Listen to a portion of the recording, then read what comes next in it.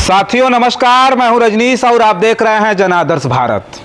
MSP guarantee समेत अन्य मांगों को लेकर किसानों का आंदोलन जारी है। किसान संगठनों और सरकार के बीच चौथे दौर की बातचीत हुई, उसका भी कोई परिणाम नहीं निकला है। किसानों ने एमएसपी पर सरकार की तरफ से पेश किए गए प्रस्ताव को ठुकरा दिया है और दिल्ली की तरफ कूच करने का ऐलान कर दिया है।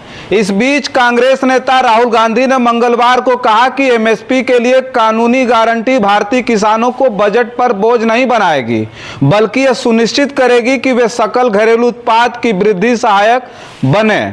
उन्होंने दावा किया कि सरकार के बजट के तहत एमएसपी की गारंटी संभव नहीं है, यह झूठ फैलाया जा रहा है।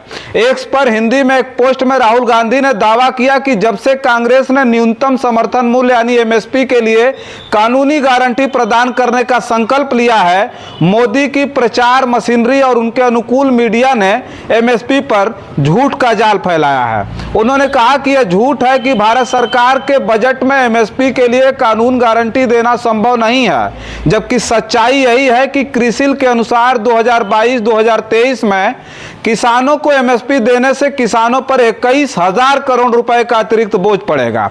सरकार जो कुछ बजट का केवल 0.4% है।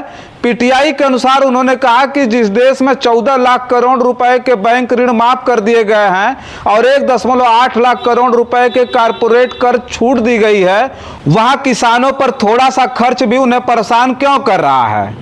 राहुल गांधी ने तर्क दिया कि एमएसपी की कानूनी गारंटी मिलने से कृषि में निवेश बढ़ेगा, ग्रामीण भारत में मांग बढ़ेगी और किसानों को विभिन्न प्रकार की फसलें उगाने का विश्वास भी मिलेगा, जो देश की समृद्धि की गारंटी है। पूर्व कांग्रेस प्रमुख ने कहा कि जो लोग एमएसपी पर भ्रम फैला रहे हैं वो डॉक्टर स्वामीनाथन और उनके सपनों का अपमान कर रहे हैं।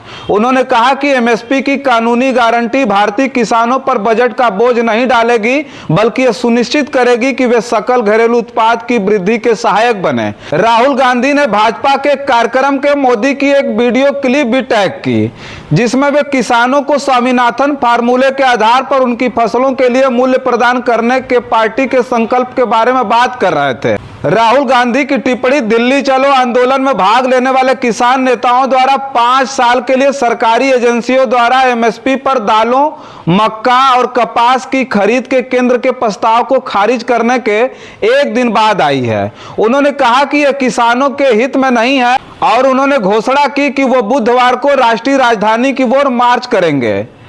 फसलों के लिए एमएसपी की कानूनी गारंटी सहित विभिन्न मांगों के लिए केंद्र पर दबाव बनाने के लिए उनके दिल्ली चलो मार्च के बाद प्रदर्शनकारी किसान हरियाणा के साथ पंजाब की सीमा पर शंभू और खरौनी में रुके हुए थे, जिसे सुरक्षा बलों ने रोक दिया था।